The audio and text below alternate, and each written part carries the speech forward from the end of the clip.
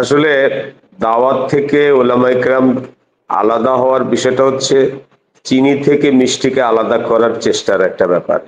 চিনি থেকে যেরকম মিষ্টিকে আলাদা করার কোনো সুযোগ নেই, যদি মিষ্টি আলাদা করতে থাকেন একসময় সব শেষ হয়ে যাবে, আর কিছুই বাকি থাকবে না। তো আসলে দাওয়াতের কামটা তো নবীদের কাম। আর কোন জাহেল ব্যক্তি নবী ছিলেন না, প্রত্যেক নবী আলেম ছিলেন। প্রত্যেক নবীর কাছে আল্লাহ পাকের কাছ থেকে ওহী প্রাপ্ত হয়েছিলেন এবং অনেক নবী কিতাব প্রাপ্ত ছিলেন। তো এই জন্য দাওয়াতের মেহনত থেকে ওলামা ইকরাম আলাদা থাকার তো প্রশ্নই আসে না। ওনাদেরকে আপনারা কোনো নসিহত করবেন না, বরং হযরত মাওলানা সাদ সাহেব দামাত বারাকাতুহুম বলেন যে ওলামাদের কাছে যাওয়ার সময় প্রথম নম্বর নিয়ত সহি করো যে उलमा की जियारत हम इसको इबादत यकीन करता है। উলামায়ে কেরামের জিয়ারতকে আমরা ইয়াকিনের সাথে এটা মনে করি যে উলামায়ে কেরামের জিয়ারতই একটা ইবাদত। তবলিগের মেহনতের মধ্যে যে অনেক স্কুল কলেজের ছেলেরা আগে স্কুলে পড়েছে, কলেজে পড়েছে, ইউনিভার্সিটিতে পড়েছে, কিন্তু তবলিগে এলেমের ফজিলত এত পরিমাণ বলা হয়েছে এই চিল্লার মধ্যে, তাকে একজন আলেমের ফাজাইল তার সামনে এত বেশি প্রকাশ করা হয়েছে যে সে ডাক্তারি পড়া ছাইরা দিয়া সে এসব মাদ্রাসায় ভর্তি হয়ে গেছে যে আমার ডাক্তার হওয়া দরকার নেই, আমার একজন আলেম হওয়া দরকার। মৌলানা সাদ সাহেব বলছেন যে এই লোকটা এখনো পর্যন্ত তবলিগের মাকসাদ বুঝে নাই। আরে তবলিগের মাকসাদ তো পুরা দিন পুরা দুনিয়াকে জিন্দা করা। তো পুরা দিন আপনি পুরা কোরআন যদি না শিখেন তাহলে আপনি পুরা দিন তো শিখেন নাই। আর উনি তো কোরআন থেকে তাফসীর করছেন, মানে আমাদের সিলেবাস থেকেই করছেন, তার মানে এটাও আমাদেরই আমাল। মসজিদে যে সাপ্তাহিক কোরআনের তাফসীর হয় এটাও আমাদেরই আমাল। তো ওনাদের দিল বহুতই প্রশস্ত। আপনি বলছিলেন ডাক্তার তার জায়গা থেকে তাবলিগে যাবে, উকিল তার জায়গা থেকে তাবলিগে যাবে, এবং খানকার পীর সাহেবরাও তার জায়গা থেকে তাবলিগে যাবেন। তাহলে আপনার কথাটাকে আমরা এভাবে ধরতে পারি যে সমাজের হার লাইনের মানুষেরা, হার কিসমের মানুষেরা, হার তবকার মানুষেরা সে তার জায়গা থেকেই তাবলিগ করতে পারবে, তার কাজের কোনো ক্ষতি হবে না যদি কাজটা হারাম না হয়। তাহলে সব জায়গা থেকেই সে তাবলিগের কাজ আঞ্জাম দিতে পারে এবং সে সব জায়গা থেকেই মানে তাবলিগের কাজটাকে সে আমভাবে সব জায়গায় ছড়াই দিতে পারে। আসসালামু আলাইকুম ওয়া রাহমাতুল্লাহ। নাহমাদুহু ওয়া নুসাল্লি আলা রাসূলিহিল কারীম, আম্মা বাদ। সুপ্রিয় দর্শক শ্রোতা, দেশ ও প্রবাসে, কাছে ও দূরে যে যেখান থেকেই আমাদেরকে দেখছেন ও শুনছেন, সকলকে আন্তরিক মোবারকবাদ জানাচ্ছি। আমি ইউসুফ মাহমুদী এবং আপনাদের প্রত্যেককেই আমন্ত্রণ জানাচ্ছি আমাদের আজকের এই বিশেষ লাইভ অনুষ্ঠানে। বন্ধুরা, আজ আমরা আলোচনা শুনবো দাওয়াতের ময়দানে আলেমদের দূরত্ব কখনোই কাম্য নয় এ বিষয়ে।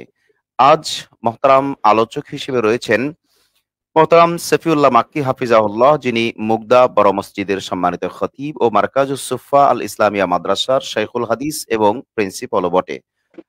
চলুন আমরা মহতারামের সাথে একটু সালাম বিনিময় করে আসি। আসসালামু আলাইকুম মহতারাম, কেমন আছেন?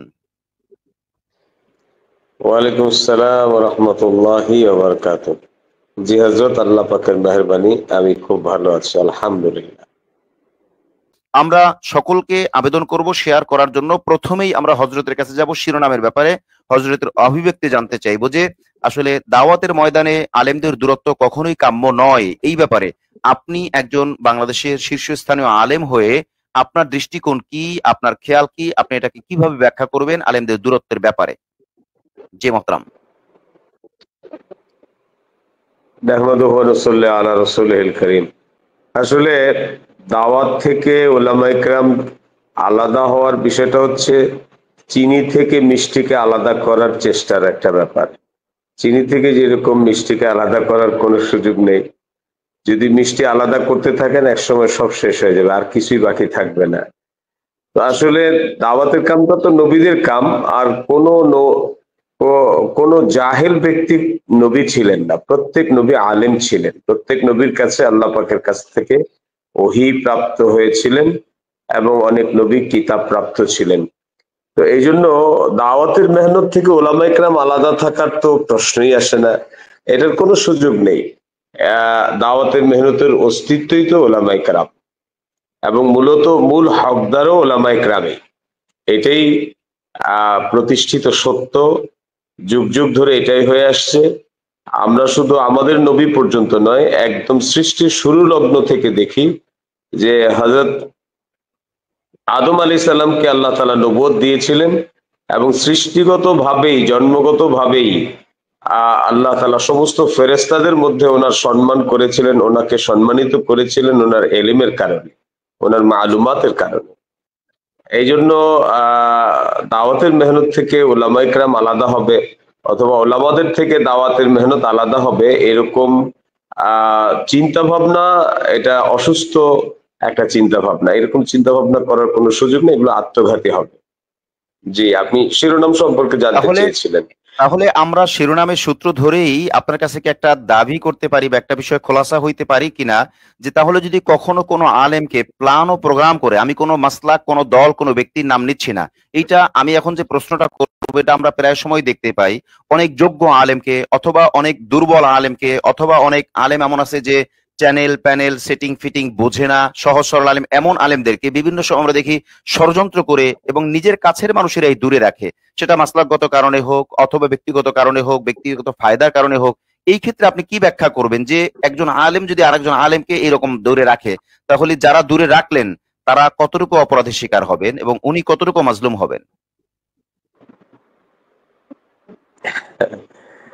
আসলে আমাদের আজকের আলোচনার ব্যাপারে আপনি তো একটা সমুদ্রকে নিয়ে আসছেন আর বলতেছেন যে এই সমুদ্রটাকে আমাকে বালতিতে ভরে দিতে। এটা তো আসলে সম্ভব হবে না। সমুদ্র তো একটা বালতির মধ্যে কখনো জায়গা নিতে পারবে না। বলতেছেন সংক্ষিপ্ত আলোচনা করব, কিন্তু আজকের প্রতিপাদ্য বিষয় হচ্ছে ওলামায়ে কেরামের ব্যাপারে।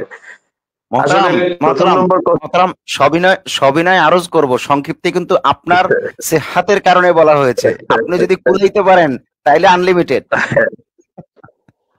যাই হোক, যে সবাই শেয়ার আসলে করবেন প্লিজ। এটা কখনোই পছন্দ নয়, এটা কখনোই আমরা পছন্দ করব না বা উচিত নয় যে কোনো আলেম কোনো আলেমের বিপক্ষে কথা বলবে। হ্যাঁ, মাসলাকগত বিষয়ে, মাসালাগত বিষয়ে যদি যৌক্তিক কোনো বিষয় কারো সামনে থাকে, সেটাকে ভদ্রতার সাথে পেশ করা, এটা আমাদের আকাবারে আসলাফদের জিন্দেগিতে ছিল। ওনারা ইমাম সাহেবদের সিয়ারের কিতাব যদি যারা পড়েছে তারা জানেন যে ওনারা রাত বেরাত ঈশার পরের থেকে ফজর পর্যন্ত ওনারা নিজেদের মধ্যে কোরআন হাদিসের মাসালাগত বিষয় নিয়ে বিতর্ক করতেন।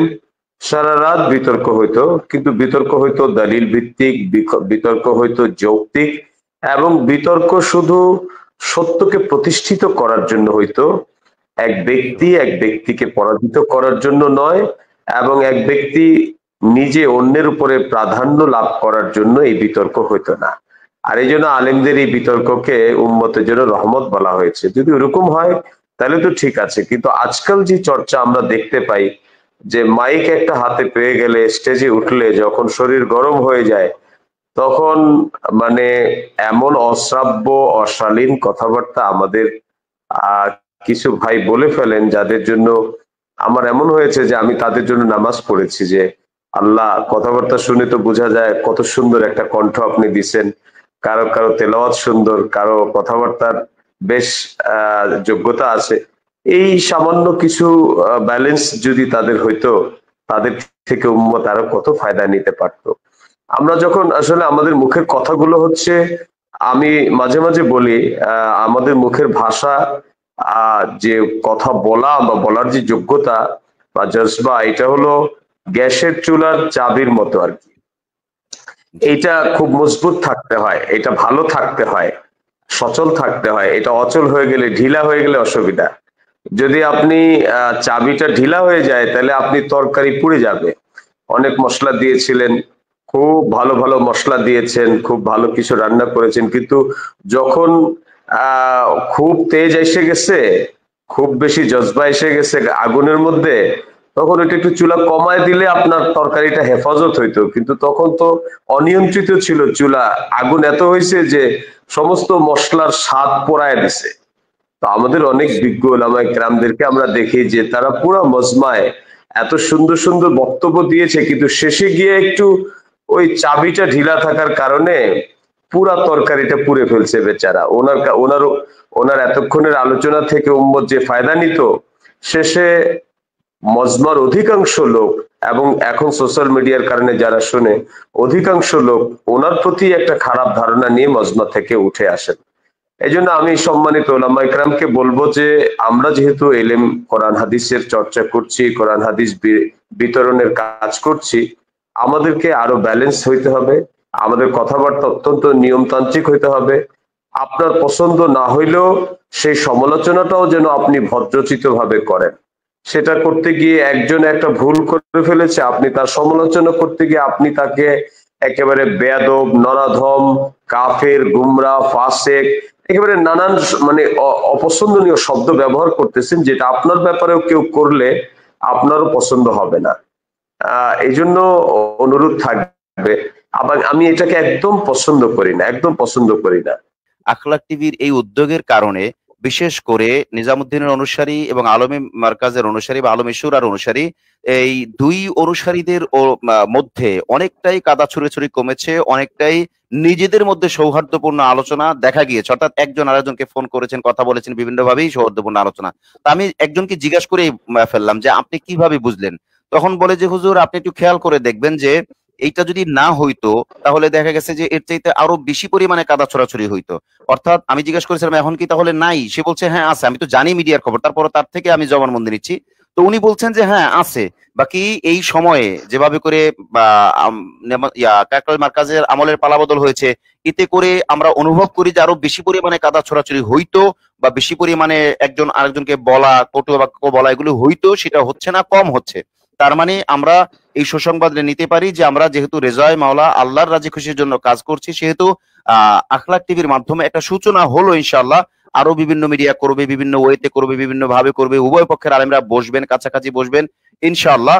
তো আমরা আল্লাহর দরবারে শুকরিয়া আদায় করবো এবং এই কাজকে সামনে আগায় নেবার জন্য আমরা সকলেই সকলকে সহযোগিতা করব, বিশেষ করে আখলাক টিভির পাশে থাকার জন্য সকলকে আবেদন করব।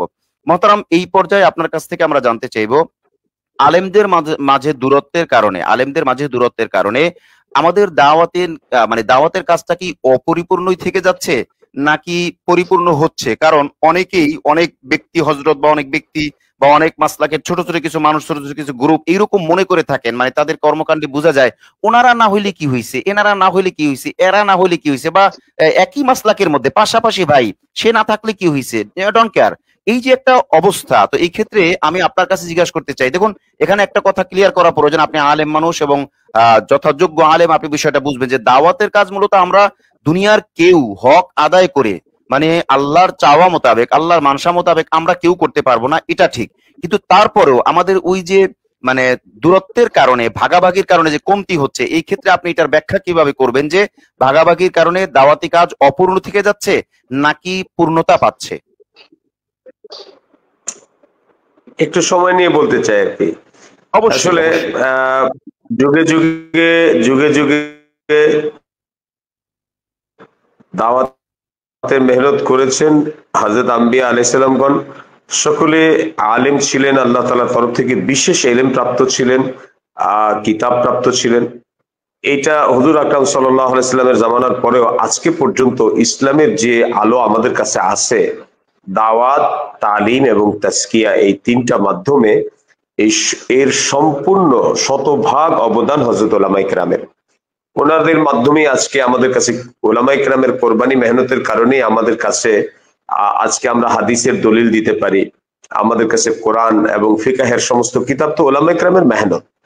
এছাড়া দাওয়াতের মেহনত, আপনি এই জামানায় যে মেহনত যেটা আজকে আমাদের প্রতিপাদ্য, আমরা যদিও দাওয়াত বলতে শুধুমাত্র দাওয়াত ও তাবলীগকেই বুঝাই না, মৌলানা তকি ওসমানী সাহেব, মৌলানা আরশাদ মাদানী সাহেব, এরকম লেভেলের অনেক স্কলাররা আছেন যারা পুরো পৃথিবীতে দাওয়াতের কাজ করে যাচ্ছেন, যদিও সেটা শেখালান দাওয়াত ও তাবলীগের মেহনত না, কিন্তু ওনারাও দায়ী ইলাল্লাহ।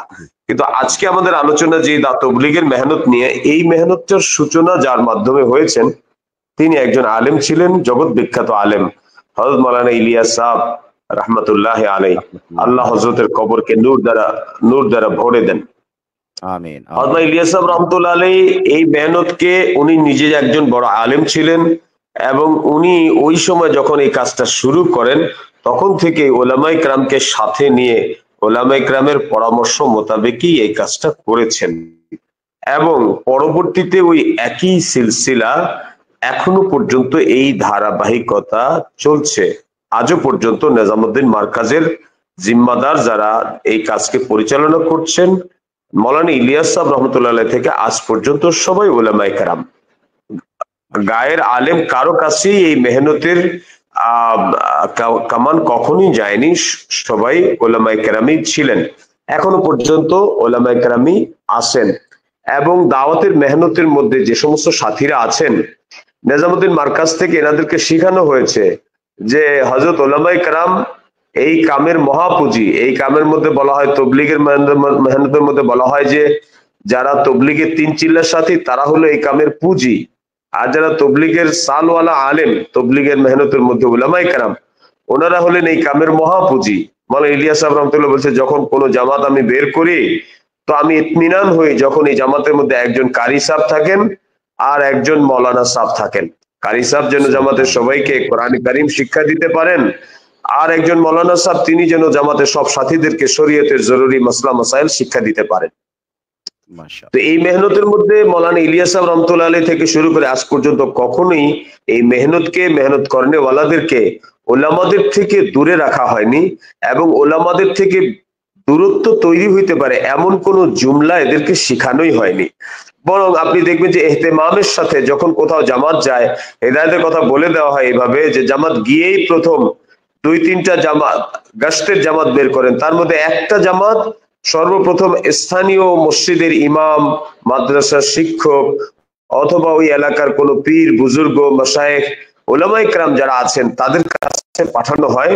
এবং আপনি তবলিগের সাথে জড়িত থাকার কারণে আপনি এটাও জানবেন যে উলামায়ে কেরামকে যাওয়ার জন্য স্পেশাল হেদায়েত দেওয়া হয় যে ওলামাদের খেদমতে যাওয়ার সময় অবশ্যই আপনারা হাদিয়া নিয়ে যাবেন, তাদেরকে গিয়ে সালাম করবেন, কিন্তু তারা আগে মুসাফার জন্য হাত না বাড়াইলে আপনারা মুসাফার হাত বাড়াইবেন না।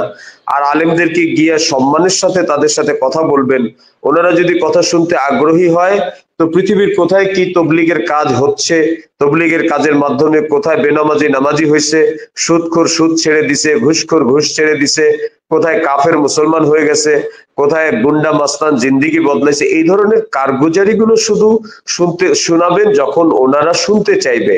ওনাদেরকে আপনারা কোনো নসিহত করবেন না, বরং হযরত মাওলানা সাদ সাহেব দামাত বারাকাতুহুম বলেন যে ওলামাদের কাছে যাওয়ার সময় প্রথম নম্বর নিয়ত সহি করো যে উলমা কি জিয়ারত হাম ইসকো ইবাদত यकीन करता है।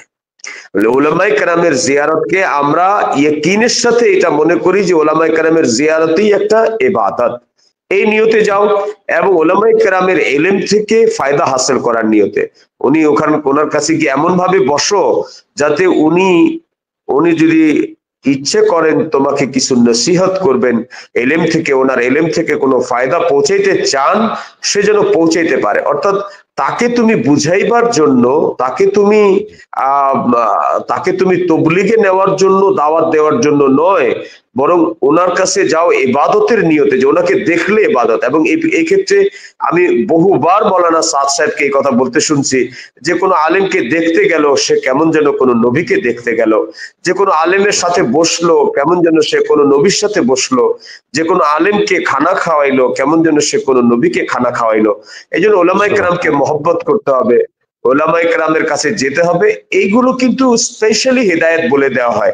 এবং ইল্লা মাশাআল্লাহ আমরা আমাদের সাথীদের মধ্যে তাই দেখতে পাই যে ওলামায়ে কেরামকে ওনারা সম্মান করেন, মহব্বত করেন, ভালোবাসেন।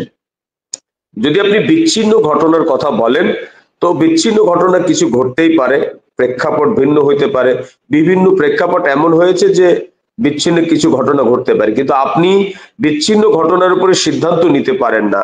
আপনাকে দেখতে হবে যে বেসিক এই মেহনতের মধ্যে ওলামা কেরামের ব্যাপারে বিদ্বেষ ছড়ানো হয় নাকি ওলামায়ে কেরামের মহব্বত পয়দা করা হয়, ওলামার করিব করা হয়, এটা আপনাদেরকে দেখতে হবে। কারণ আপনারা জানেন যে পৃথিবীর কোনো মেহনত কিন্তু শতভাগ নয়, কম বেশি কিন্তু প্রত্যেকটা মেহনতের মধ্যেই আছে। আমরা দারুল দেওবন্দের মাসলাকে আমরা আমাদের মাদ্রাসা পরিচালনা করতেছি। দারুল দেওবন্দ সহ পৃথিবীর কোনো মাদ্রাসা এটা বলতে পারবে না যে আমাদের কওমি মাদ্রাসার শতভাগ ছাত্র এখান থেকে পড়াশোনা করার পরে ইলমের মেহনত করতেছে, বা এখান থেকে পড়াশোনা করে ফারেগ হওয়ার পরে কেউ কোনো এদিক সেদিক হয় নাই এরকম কেউ বলতে পারবে না। অর্থাৎ কোনো মেহনতেরই রিটার্ন ফলাফল শতভাগ না, কম বেশি তো কিছু হতেই পারে। কিন্তু জি। আমরা বড় একটা জিনিস দেখি যে অন্য যে কোনো মাদ্রাসা থেকে কওমি মাদ্রাসার অন্য যে কোনো মাদ্রাসা থেকে কওমি মাদ্রাসার শিক্ষা ব্যবস্থাপনায় লোকেরা তাকওয়াবান হচ্ছে, পরহেজগার হচ্ছে, আউটপুট। সুন্নতের পাবন্দ জি। হচ্ছে এবং জি। এলেমের খেদমত তাদের দ্বারা বেশি হচ্ছে।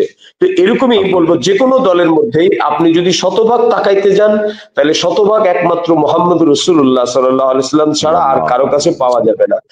কিছু জি। কম বেশি সবার মধ্যে থাকতে পারে, কিছু কম বেশি সবার মধ্যে থাকতে পারে। আমি বলবো যে এই ক্ষেত্রে আমাদের সবার দৃষ্টিভঙ্গি আরো সহজ হওয়া দরকার। আমরা একটা দল থেকে অথবা একটা ব্যক্তি থেকে শতভাগ চাই, দেখা যায় যে 98 ভাগ ঠিক হয়ে গেছে, 2 ভাগ যদি কোনো একটু কমি পাই তাহলে আমরা তাকে পাকড়াও করি। অথচ আমি আপনাকে অত্যন্ত আদরের সাথে স্মরণ করাইতে চাই, আল্লাহ তাআলার কাছে 5 নাম্বার হলো 51। কিয়ামতের ময়দানে যদি কারো গুনাহ 50টা হয় আর নেকি 51 হয়, তো আপনি মুফতি ইউসুফ মাহমুদী সাহেব ফতোয়া দিবেন যে হ্যাঁ এটা আল্লাহর তরফ থেকে পৌঁছানো আছে যে এই লোকটা পাশ হয়ে যাবে, একটা নেকি বেশি হলে সে পাশ।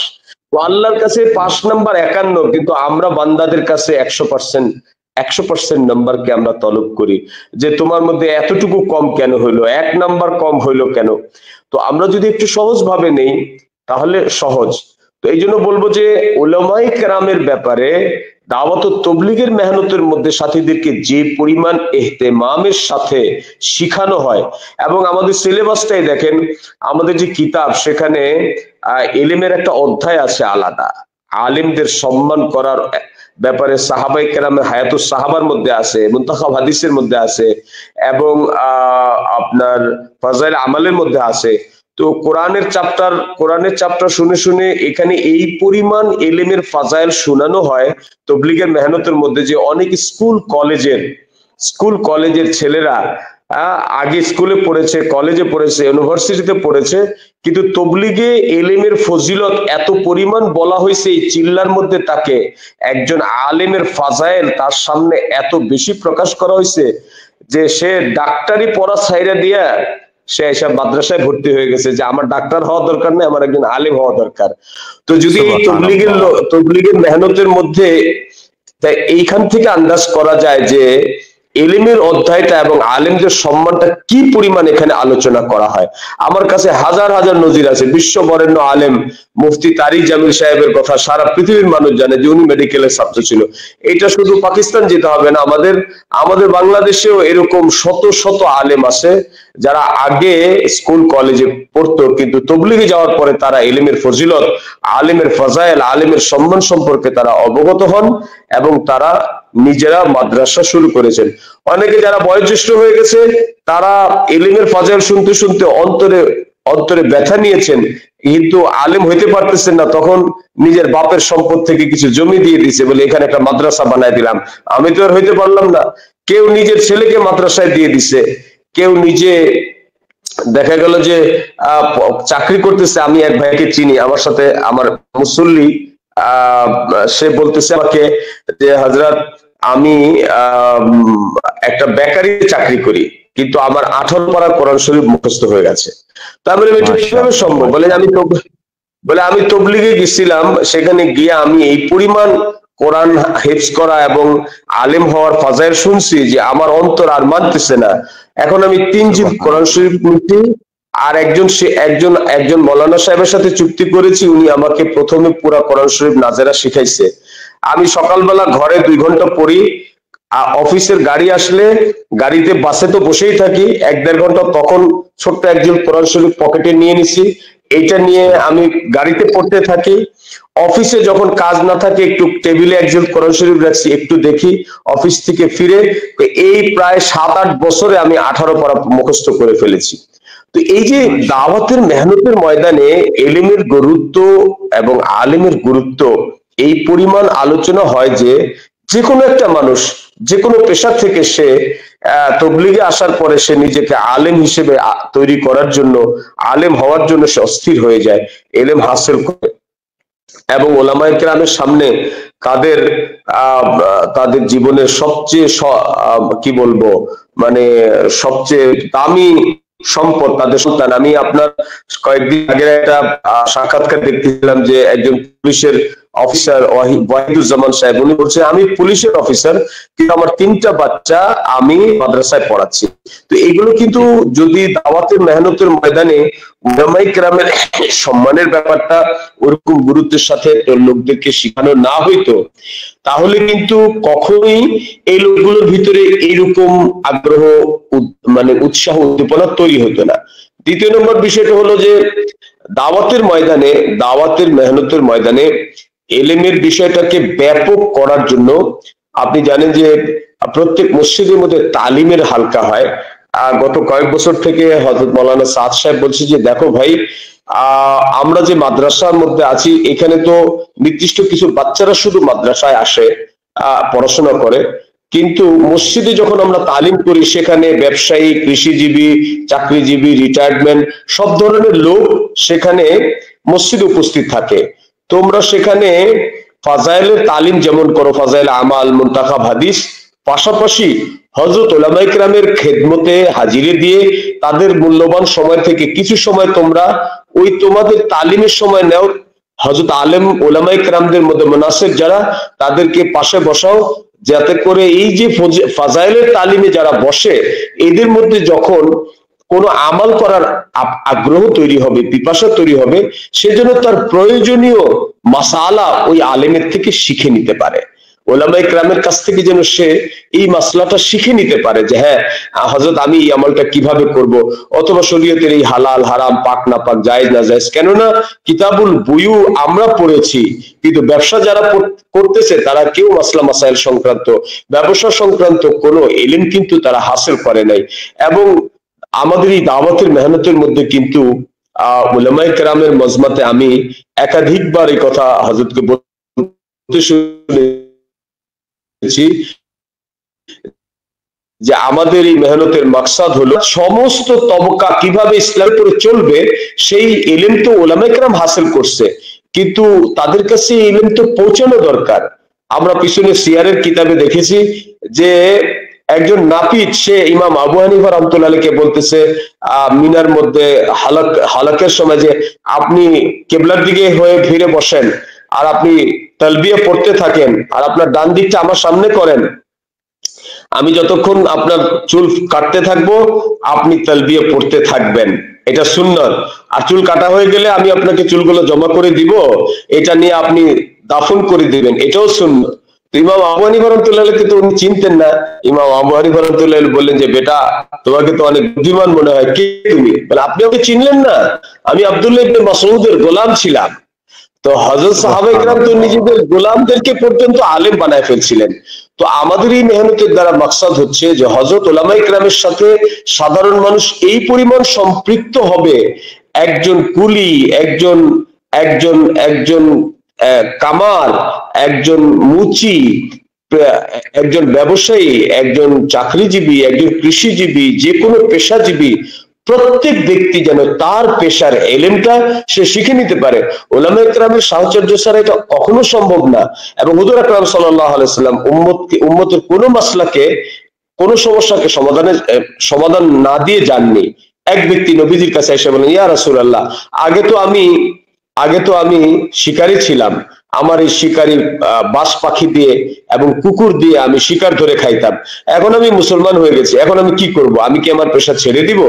নবীজি সাল্লাল্লাহু আলাইহি সাল্লাম বললেন যে না, তুমি ছাড়বে না, বরং আমি তোমাকে একটা সুনির্দিষ্ট নীতিমালা বলে দিচ্ছি, যদি তোমার শিকারী এই পরীক্ষায় উত্তীর্ণ হইতে পারে তার শিকার তোমার জন্য হালাল। কি বলে? তোমার কুকুর অথবা তোমার বাস পাখি যেটাকে তুমি শিকারি করবে তাকে পরীক্ষা করবে, শেষ শিকারি ট্রেনিং দেওয়ার পরে যদি এমন হয় যে তুমি তাকে একটা কবুতর বা একটা পাখি ধরার জন্য পিছু করেছো, সাইন করার পরে যখন সে একেবারে ধরে ফেলবে নিকটবর্তী, তখন তুমি তাকে ফিরে আসার জন্য সিগন্যাল দিবে।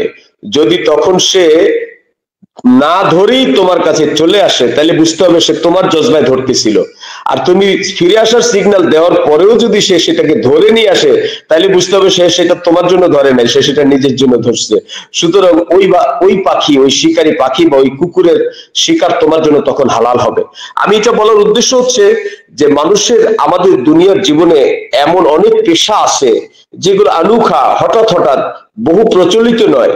হযরত উলামায়ে কেরামের সাহচর্য ছাড়া ওই সমস্ত জায়গায় তো মানুষ হারামের মধ্যে মুবতলা হবে।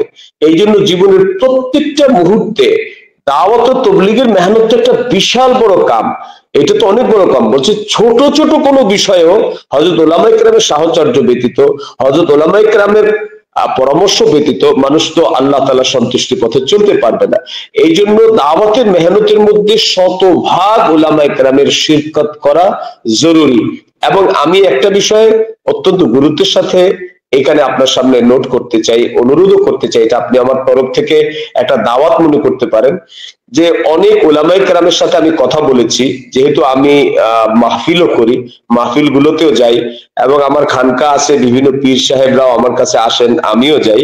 তো ভিতর থেকে যেটা মানে আমার কাছে মনে হয় যে এই বিষয়টা করতে পারলে আমরা হযরত উলামায়ে কেরামকে আরো বেশি ব্যাপকভাবে পাবো। সেটা হচ্ছে অনেক উলামায়ে কেরাম এটা ভাবেন যে আমি পীর সাহেব, তো আমি আসলে তবলিগে চলে গেলে আর আমার খানকা বন্ধ হয়ে যাবে, বা আমি এখন থেকে তবলিগওয়ালা হয়ে গেলাম, আমি তো আসলে একজন পীর সাহেব। আবার অনেক অনেক শেখুল হাদিস সাহেব, মুফতি সাহেব, ওনারা মনে করেন যে আমি তো এত বড় মসজিদের খতিব বা এত বড় মাদ্রাসার শেখুল হাদিস, আমি তবলিগে এগুলো ছেড়ে চলে যেতে হবে। আসলে আমাদের আমাদের আমাদের সাধারণ সাথীদেরকে এই বিষয়গুলো উপলব্ধি করতে হবে, এবং আমাদের হযরত উলামায়ে কেরামকেও এই বিষয়গুলো নিশ্চিত করতে হবে যে একজন দোকানদার, মুদি দোকানদার, এখান থেকে বের হয়ে সে যেরকম তবলিগে চিল্লা লাগানোর পরে পরবর্তীতে সে তবলিগ করে মুদি দোকানদার থেকেই। একজন ডাক্তার ডাক্তারি করার পাশাপাশি তবলিগ করে, তবলিগে লাগার কারণে সে তার ডাক্তারি ছেড়ে দিতে হয় না। একজন প্রফেসর তবলিগে লাগার পরে তার প্রফেসরই ছেড়ে দিতে হয় না। এবং হযরত ইনামুল হাসান সাহেব রহমাতুল্লাহর কাছে একজন অ্যাডভোকেট এসে বলছে, হযরত অ্যাডভোকেটদের তো অনেক মিথ্যা বলতে হয়, আমি তবলিগে 3 চিল্লা লাগাইছি, আমি আর অ্যাডভোকেট এই পেশা থাকতে চাই না। তো হযরত বলছে যে দেখো, তুমি যদি এখন এই পেশাটা ছেড়ে দাও, তাহলে পৃথিবীতে আরো যত অ্যাডভোকেটরা আছে তুমি তাদের জন্য রাস্তা বন্ধ করে দিবে। সবাই ভাববে যে তবলিগে গেলে আর অ্যাডভোকেট থাকা যায় না, বাপরে বাপ, আমি অ্যাডভোকেট গিরিও ছাড়তে পারবো না, তবলিগও যাইতে পারবো না। তো লক্ষ লক্ষ লক্ষ লক্ষ অ্যাডভোকেট পুরো পৃথিবীতে আছে। তুমি কি মনে করো যে সবাই তবলিগে গেলে অ্যাডভোকেট গিরি ছেড়ে দিতে হবে? বরং তুমি যে আফওয়া আছে অ্যাডভোকেটদের ব্যাপারে যে এরা মিথ্যা বলে, তুমি তবলিগ করে সত্যের উপরে প্রতিষ্ঠিত থেকে এরপরে তুমি অ্যাডভোকেট গিরি করো। এখানে তুমি আদর্শ তৈরি করো যে অ্যাডভোকেট থেকেও সত্য কথা বলেও অ্যাডভোকেট গিরি করা যায়, ওকালতি করা যায়। এরকম একটা নমুনা কায়েম করো, তো বাকিদের জন্য দিনের পথে আসার জন্য তুমি একটা নমুনা হবে। তো আমি বলবো যে এরকমই আমাদের উলামায়ে কেরাম মসজিদের ইমাম ছিল, মসজিদের ইমামই থাকবে। ইমাম থেকেই, আলেম থেকেই তিনি তবলিগের মেহনতের মধ্যে যাবে। উনি একজন পীর হিসেবেই যাবেন। উনি খানকার পীর, কিন্তু দাওয়াতের ময়দানে ওনার অংশ থাকবে, এবং এটা পুরো পৃথিবীর কাছে তখন মেসেজ যাবে যে দাওয়াতের মেহনত নবীওয়ালা কাম, বলে এইটা কোনো দল না, দলেরও না। পীর সাহেবরাও তবলিগে আসে, খতিব সাহেবরাও আসে, শেখুল হাদিস সাহেবরা আসে। এবং আমাদের সাধারণ সাথীদেরকে আমরা এটা বলবো যে যারা পীর সাহেব আছেন, শেখুল হাদিস সাহেব আছেন, মুফতি সাহেব আছেন, খতিব সাহেব আছেন, বড় বড় স্কলাররা আছেন, ওনারা তবলিগে গেলেও ওনাদেরকে আগের যে পরিচয়, সম্মানের জায়গা, সেইভাবেই আমাদের ওনাদেরকে গ্রহণ করতে হবে, ইস্তেকবাল করতে হবে, রেসপেক্ট করতে হবে। তাইলে ওনাদের থেকে আমরা আরো অনেক বেশি ফায়দা নিতে পারবো, অনেক বেশি ফায়দা নিতে পারবো। আর আমি তো এটা চাই যে এই তবলিগের মেহনতটা মাদ্রাসার শিক্ষক, মসজিদের খতিব এবং পীর সাহেবদের মধ্যে এত ব্যাপক হবে যে বাইতুল্লাহ শরীফের ইমাম সাহেব তিনি নিজেও তবলিগের মেহনত করবে। জুমার খুতবার পরে লোকেরা মুসাফা করতে গেলে বলবে, ভাই মুসাফার লাইনটা একটু ছোট করো, কারণ তবলিগের জামাত সফর করে আসছে, তাদের ওয়াপসি হিদায়তের কথা বলা আমার জিম্মায় আছে। ফজরের নামাজ পড়ে সালাম ফিরায় বলবে যে জামাত আল্লাহ রাস্তায় যাবে, রওয়ানগি হেদায়েত আমি দিব। অর্থাৎ হারমাইন শরীফাইনের ইমামরাও, হারমাইন শরীফাইনের ইমাম থাকবে কিন্তু তবলিগের মেহনতের নেতৃত্ব দিবে। আমাদের আজকে আমি দুইজন বক্তার বক্তব্য শুনতেছিলাম, ওনারা বলতেছেন তবলিগের মেহনত ওলামা ইকরাম নেতৃত্ব দিবে। এই দাবি করাটা আমার কাছে হাস্যকর মনে হয়েছে। তবলিগের মেহনত উলামা ইকরাম নেতৃত্ব দিবে না তো কারা দিবে? নবী ওয়ালা কাম ইন্নামা বুইস্তু মুআল্লিমান, এটা নেতৃত্ব আর কারো দেওয়ার ক্ষমতাই নাই, এটা নেতৃত্ব আর কারো দেওয়ার যোগ্যতাই নাই। তো এইটা আবার বলার কি আছে? একজন চেয়ারম্যান উনি ওনার ইউনিয়ন পরিষদে বসে যদি বলে যে এখানে সব সিদ্ধান্ত আমি দিব, তাইলে বোঝা যায় যে আশপাশের লোক ওনার ব্যাপারে সন্দিহান আছে। ওনার মাসলার মধ্যে বসে উনি এটা বলার কি আছে? উনিই তো দিবে। আপনাকে একটু ইন্টারাপ্ট করাই, এখানে আপনি আলেমদের ফজিলত বর্ণনা করছিলেন এবং আলেমদের সাথে সাথীদের কি আচরণ হওয়া উচিত এটা বলছিলেন, এবং আলেমদের দাওয়াতের কারণে সাথীদের মধ্যে যে একটা ভালো ফলাফল পাওয়া গিয়েছে এবং সাথীরা আলহামদুলিল্লাহ অনেক জেনারেল সাথীরা পর্যন্ত আলেম হয়েছেন। এই ক্ষেত্রে আমি যদি ছোট্ট একটা প্রশ্ন করি, রিসেন্টলি আমাদের সাথে এই 7-8 বছরে ঘটে যাওয়া, মানে আমাদের সাথে বলতে আমাদের সমাজে, যে আলমী সুরার আলেমদেরকে অনেক সাথী ভাইরাই পছন্দ করেন না বা বিদঘুটে আচরণ করেন বা কমেন্ট সেকশনে দেখি উল্টাপাল্টা কথাবার্তা বলেন। তাহলে আলেমদের ইজ্জত এহতারাম সবার ক্ষেত্রেই তো সমান, কিন্তু আলমী সুরার আলেমদের ক্ষেত্রে এই রকমটা কিছু সাথী ভাইয়ের, এটার কারণ কি ব্যাখ্যা করবেন আপনি? প্রশ্নই আসে না। আমাদের তো আমার সামনে কেউ কখনো করেনি, সাহসও পায়নি, এবং আমরা এটা বিশ্বাস করি আমাদের কোনো সাথী কোনো আলেমদেরকে বেইজ্জত করে কথা বলার কথা নয়। যদি কেউ করে থাকেন অবশ্যই এটা অন্যায়, এবং আমি সেটা নিন্দা করছি যে কোনো আলেমের সারা পৃথিবীতে তবলিগ করতেছি আমাদেরকে যে না, কোনো সারা পৃথিবীর কোনো আলেম এত সমালোচনা ওনার ব্যাপারে হচ্ছে, উনি কারো ব্যাপারে একটু এহানত করে একটা শব্দ বলেন, আমাদেরকে করতে বলেননি। বরং আমি আপনাকে যদি এই প্রশ্নের জবাবটা আরেকটু ভালোভাবে দেওয়ার জন্য একটু বলি, গত বছর আমাদের যে 5 দিনের জোর হয় পুরানা সাথীদের, সেই জোরের মধ্যে মৌলানা সাদ সাহেবের ছেলে আসছিলেন, মৌলানা ইউসুফ বিন সাদ, মৌলানা সাদ সাহেবের বড় ছেলে, কারগুজারি নিচ্ছিলেন সারা বাংলাদেশের। তো আমাদের কোন একটা জেলার সুরা হজরত, উনি কারগুজারি শোনানোর মধ্যে সওয়াল ছিল যে ভাই তোমাদের জেলায় ওলামা ইকরাম কতজন আছেন? তো ওই হজরত একটু এই প্রশ্নটা করে ফেলছিলেন যে হজরত কাদের সংখ্যা বলবো, আমাদের সাথে যারা আছে তাদের সংখ্যা বলবো, এরকম একটা কিছু বলেছিলেন। তো মৌলানা সাদ সাহেবের ছেলে মৌলানা ইউসুফ বিন সাদ, আমার মনে আছে যে কমপক্ষে আধা ঘন্টা পর্যন্ত তরগিবি কথা বলছেন, ভাই तुम सब क्या लगा रखा यहाँ तुम्हारी बांग्लादेश में, क्या हमारे आलिम, क्या उसके आलिम, सब हमारे हैं, सब आलिम हमारा है, সমস্ত আলেম আমাদের। আলেমদেরকে তোমরা আলাদা করা, এটা কোথায় শিখেছো তোমাদেরকে? হযরতজি বলেছে এটা, আমরা তো এটা কখনো করি না, আমরা তো কোথাও এটাকে এরকম মনে করি না, এটা কখনো মনে করি না। আলেম সমস্ত আলেম আমাদের। তার মানে উনি এটাকে কোনো প্রশ্রয় দেয় নাই, বরং আরো হেদায়েতি কথাবার্তা বলেছেন। প্রশ্রয় দেওয়া তো দূরের কথা, মানে আধা ঘন্টা পর্যন্ত সতর্ক করেছেন যে খবরদার আইন্দা কোনোদিন তোমরা এই ধরনের কোনো জুমলা ব্যবহার করবে না, কোনো আলাদা নাই, যত উলামায়ে কেরাম আমাদের দেশে আছে, এই বাংলাদেশে আছে, সব আমাদের আলেম। আলেম তো আলেমই, আলেম সে তবলিগের সময় না লাগাইলেও আলেম। আমি নিজে আপনাকে বলছি যে আমি 2015 সালে 2 মাস আমি নিজামুদ্দিনে ছিলাম, নিজামুদ্দিন মার্কাজে। সেখানে আমি এটা শুনেছি যে মৌলানা সাদ সাহেব বয়ানের মধ্যে বলছেন যে মসজিদের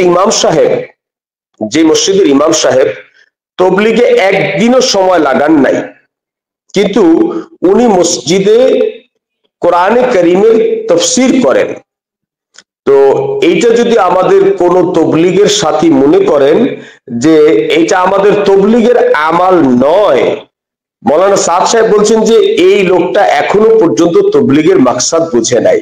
আরে তবলিগের মাকসাদ তো পুরা দিন পুরা দুনিয়াকে জিন্দা করা। তো পুরা দিন আপনি পুরা কোরআন যদি না শিখেন তাহলে আপনি পুরা দিন তো শিখেন নাই। আর উনি তো কোরআন থেকে তাফসীর করছেন, মানে আমাদের সিলেবাস থেকেই করছেন, তার মানে এটাও আমাদেরই আমাল।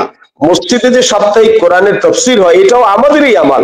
তো ওনাদের দিন বহুতই প্রশস্ত, এই জন্য যদি কোনো সাথী বিচ্ছিন্নভাবে না জেনে কোনো আলেমের ব্যাপারে কোনো কথা বলেন, তাহলে আমি আপনার মাধ্যমে, আমি জানি যে আখলাক টিভির টেলিভিশনের এই সাক্ষাৎকার আমাদের অনেক সাথীরা শুনেন, পুরা বাংলাদেশ তথা পুরা পৃথিবীতে যেখান থেকে যারা শুনতেছেন, বিনয়ের সাথে অনুরোধ করব, হযরতজির তরফ থেকে আমি আপনাদেরকে বলছি, খবরদার কখনো ওলামাদের শানে প্রকাশ্যে অথবা ফেসবুকে বিভিন্ন কমেন্টসে আলেমদের শানে কোন রকম কটূক্তি অথবা বেয়াদবিমূলক কথাবার্তা বলবেন। হযরত, আমরা শুধু নামই আলাদা হয়েছি। আপনি যদি আমার আশপাশে যারা থাকেন, যারা আমার সাথে চলেন, মেহনতে, তবলিগে হোক, খানকায় হোক, মাদ্রাসায় হোক, আপনি ওনাদের কাছে তাহকিক করলে দেখতে পারবেন এখনো মাঝে মাঝে আমি কথা বলার সময় মানে কোনো একটা বিষয় বোঝানোর জন্য কওল যে নকল করি, অধিকাংশ সময় যেমন মৌলানা সাদ সাহেবের নাম নেই, এরকম মৌলানা ইব্রাহিম দেওলা সাহেবের কল নকল করে বলি যে ভাই হাদমাল ইব্রাহিম দেওলা সাহেব এই কথা বলছেন। এবং আমি এমনকি পর্যন্ত আমাদের কাকরাইলের ইমাম সাহেব, যিনি যাদের থেকে এখন একটা হালাত আমাদেরকে আলাদা করে রাখছে, আমি মাঝে মাঝে এক্সাম্পল দেওয়ার জন্য হযরত মাওলানা জুবাইর সাহেবের অনেক কওল আমি সাথীদের সামনে বলি। তো আসলে অন্তরের দিক থেকে আমার এখনো কখনো উপলব্ধি হয় নাই যে আমরা ওনাদের থেকে আলাদা হয়ে আছি।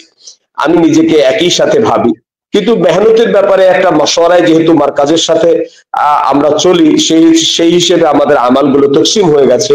কিন্তু অন্তরের দিক থেকে আমি আমার নিজের জায়গা থেকে দাবি করতে পারি, সামান্যতম কোনো বিভেদ, সামান্যতম কোনো আক্রোশ, সামান্যতম কোনো গুসা তাদের ব্যাপারে আমার অন্তরে তো নাই। কমপক্ষে আমি আমার ব্যাপার নিশ্চিত করে বলতে পারি যে আমার অন্তরে নাই, একদম নাই। আলহামদুলিল্লাহ, আলহামদুলিল্লাহ, চমৎকার বলেছেন মোহতারাম। আপনার এই কথাগুলোর মধ্যে আমি একটা পার্টকে খুব বেশি উপলব্ধি করি, যে আপনি বলছিলেন ডাক্তার তার জায়গা থেকে তাবলিগে যাবে, উকিল তার জায়গা থেকে তাবলিগে যাবে, এবং খানকার পীর সাহেবরাও তার জায়গা থেকে তাবলিগে যাবেন। তাহলে আপনার কথাটাকে আমরা এভাবে ধরতে পারি যে সমাজের হার লাইনের মানুষেরা, হার কিসেমের মানুষেরা, হার তবকার মানুষেরা সে তার জায়গা থেকেই তাবলিগ করতে পারবে, তার কাজের কোনো ক্ষতি হবে না যদি কাজটা হারাম না হয়। তাহলে সব জায়গা থেকেই সে তাবলিগের কাজ আঞ্জাম দিতে পারে, এবং সে সব জায়গা থেকেই মানে তাবলিগের কাজটাকে সে আমভাবে সব জায়গায় ছড়াই দিতে পারে। এই ক্ষেত্রে আপনি যেটা বললেন, এই ক্ষেত্রে আমাদের সাথীদের করণীয় কি হতে পারে? যেমন দাওয়াতের ক্ষেত্রে, যেমন ধরেন সাথী যদি এই দাওয়াতটা তার ভিতরে থাকে, যে আমি একজন ডাক্তারকে দাওয়াত দিব, আমি জানি সেই ডাক্তার যদি আল্লাহর পক্ষ থেকে হেদায়েত পায় এবং সে যদি ইচ্ছা করে, তাহলে তার হাজারো মাস গালার পরে, হাজারো ব্যস্ততার পরে সে বের হইতে পারবে, এরকম একটা মানে তাকাজা দিলে নিয়ে সে দাওয়াত দিবে। এই ক্ষেত্রে আপনি একটু বিস্তারিতভাবে আমাদেরকে বলবেন, আমাদের সাথীদের দাওয়াত করার ক্ষেত্রে নিজেদের খেয়ালটা কেমন হতে পারে, এবং যাদের কাছে দাওয়াত দিতে যাইতেছে তাদেরকে কিভাবে সহজে বুঝাইতে পারে যে আপনি আপনার জায়গা থেকেই তাবলিগের কাজ করতে পারেন। জি মোহতারাম।